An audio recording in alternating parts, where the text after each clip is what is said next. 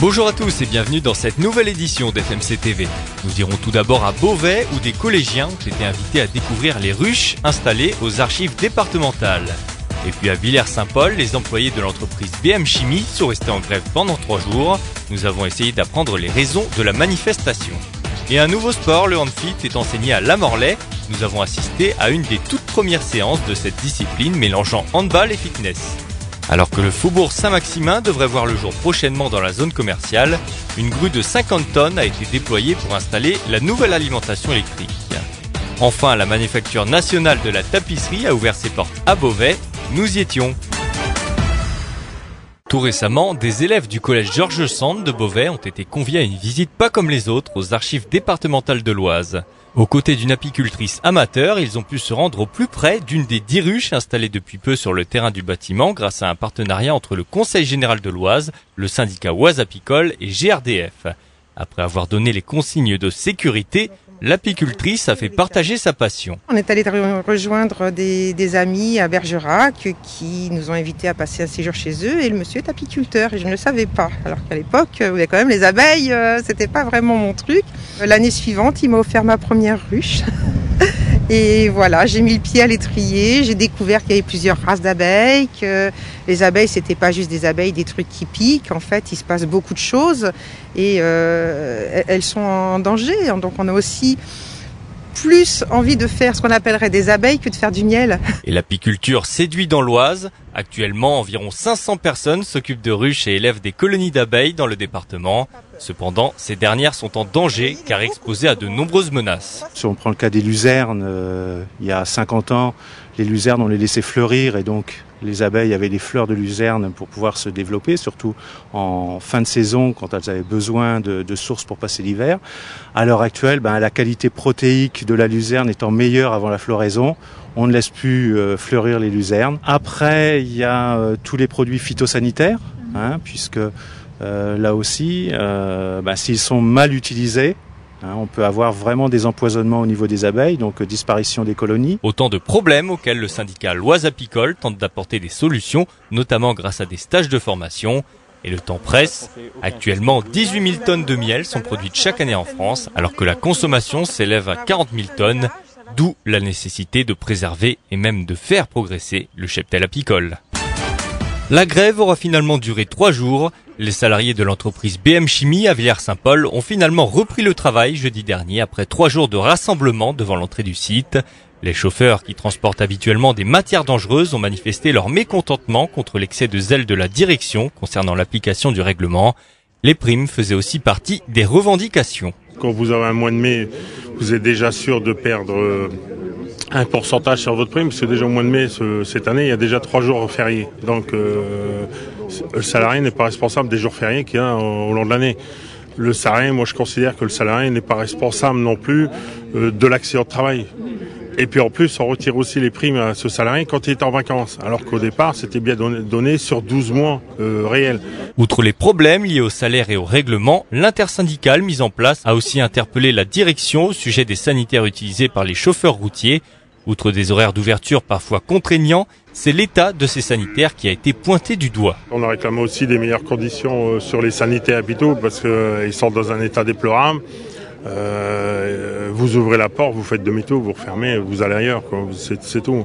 Donc là, il a dit oui, je me suis engagé parce qu'on on mettait ça lors du jour de presque toutes les réunions CEDP qu'on avait. Et c'est toujours oui, on va faire. Ça fait plus de 3 ans que ça dure qu'on va faire. Les salariés ont finalement choisi de mettre fin à leur mouvement afin de ne pas pénaliser leurs clients. Les chauffeurs ont repris la route après avoir obtenu quelques avancées de la direction. Celle-ci a convenu d'être plus souple dans l'application du règlement, mais a refusé d'augmenter les salaires et de mettre en place un 13e mois. Nos demandes d'interview auprès de la direction sont quant à elles restées sans réponse. Il y a quelques jours s'est déroulée à Lamorlaye une des toutes premières séances de handfit. Ce sport est une nouveauté créée par des coachs de handball. La discipline se veut plus ludique que du fitness classique, mais néanmoins complète en termes d'exercice. Il y a d'abord de l'automassage avec un ballon. Ensuite, un petit travail d'équilibre et de proprioception. Et après, un travail d'exercice cardio et d'exercice fitness type abdos, fessiers. Et ensuite, des petits jeux ludiques axés sur des jeux collectifs ce qu'on ne retrouve pas forcément dans les associations de gymnastique classique. Le handfit se veut donc une discipline différente du fitness traditionnel, plus ludique, notamment grâce aux balles de taille variée, prévues pour plusieurs exercices. On a associé le handball et le fitness dans un optique de loisir, de détente et de bien-être. Donc ce sont des choses qui vont ensemble grâce à un dénominateur commun qui est le ballon. On travaille donc avec des ballons de différentes tailles, de différents poids. Il y a par exemple des petites balles lestées pour l'automassage ou pour des exercices de renforcement musculaire. Nous travaillons également avec les feedballs, les grandes balles, pour travailler les abdominaux ou les exercices d'équilibre. Les participantes à cette séance de handfit semblaient plutôt conquises. Le fait de faire du sport co, j'ai toujours détesté ça quand j'étais au lycée et là j'ai trouvé que c'était un petit renouveau, quoi. Très bien, parce que c'est participatif, tout en étant ludique, on s'amuse et on fait travailler le corps. Le handfit n'en est pour l'instant qu'à ses balbutiements, mais la fédération de handball a déjà ses objectifs. Installer cette discipline en national de manière à consolider les clubs sur un plan financier ainsi que sur un plan sportif. Autrement dit, d'amener des revenus ainsi que des licenciés néophytes. Dans le cadre de l'extension de la ZAC de Saint-Maximin, de nouveaux commerces sont actuellement en construction. Les bâtiments vont nécessiter une augmentation de la puissance électrique délivrée afin de répondre aux besoins d'alimentation des 7 nouveaux commerces. Pour augmenter la puissance du site, ERDF a posé un nouveau poste de distribution publique d'électricité lourd de 17 tonnes. Cette installation va servir à alimenter les commerces qui sont en train de se construire. Et compte tenu de la puissance de raccordement nécessaire, on est obligé d'installer un poste supplémentaire, donc celui-là.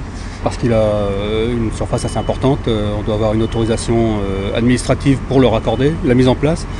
Et aussi l'autorisation du propriétaire sur lequel on installe ce type d'installation. Le nouvel ensemble de magasins s'appellera le Faubourg Saint-Maximin. Il sera situé rue Olympe de Gouges entre les magasins Métro, Ford et Décathlon et sera composé de 7 nouvelles enseignes à l'architecture innovante et esthétique. Concernant le nouveau poste d'électricité, une grue de levage de 50 tonnes a donc été déployée pour l'installer. RDF passe une commande à un fournisseur de ce type d'appareillage, à plusieurs fournisseurs, une entreprise pour faire des terrassements, pour faire le trou, on peut dire, pour l'installer. L'entreprise nous fournit un poste, une enveloppe comme ça en béton, on appelle ça, un génie civil, dans lequel on a fait poser et raccorder des appareillages électriques, moyenne tension, donc 20 000 volts, et basse tension pour la desserte des commerces. Le choix des magasins qui s'implanteront a été confié à un comité chargé de sélectionner les enseignes absentes dans le sud de l'Oise. Une fois les travaux finis, plusieurs enseignes feront donc leur arrivée, comme Biocop, Nike, H&M ou encore Tati. Le nouvel ensemble de commerces devrait ouvrir ses portes dans le courant du mois de juin. La Manufacture nationale de la tapisserie, située dans la rue Henri Brispeau, a ouvert ses portes il y a peu à Beauvais. Dans ce lieu, dont l'histoire remonte jusqu'au règne de Louis XIV, sont réalisées des tapisseries à la main par des artisans que l'on nomme lissiers. Ces derniers travaillent non pas pour des clients, mais pour des commandes directement passées par l'État. Alors, on travaille directement pour le Mobilier National, qui est lui-même l'ancien garde-meuble royal, et qui donc aujourd'hui sert à l'ameublement de toutes les institutions d'État. Donc principalement Élysée-Matignon, les ministères, les ambassades, et puis après en développant un petit peu tout ce qui est institution d'État. Donc ça peut être... Là par exemple, il n'y a pas longtemps, on a fait une tapisserie pour le centenaire d'installation de la Cour des comptes. Les œuvres fabriquées à la manufacture de la tapisserie ont souvent des dimensions hors du commun. Pourtant, ce n'est pas forcément ces tailles qui donnent aux lissiers des mois, voire des années de travail. Autant de temps qui apporte l'expérience pour devenir un bon lissier. On a tissé un Poliakov par exemple, où vous aviez 3 aplats de couleurs. Bon là, ça dépote, et puis on peut avoir de la tapisserie de siège qui va être très fine, très minutieuse, et qui va faire à peine 1 mètre carré, et où par contre on va être sur des délais aussi d'1 an et demi, 2 ans. En tapisserie, on peut avoir plusieurs moyens pour arriver à interpréter un carton. Donc ça, c'est tout l'apprentissage de base.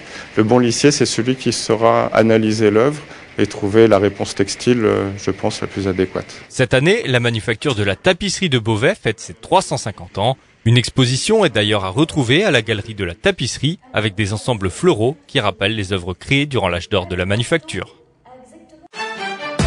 Ainsi s'achève cette édition d'FMC TV. Retrouvez toute l'info de l'Oise sur www.fmcradio.fr.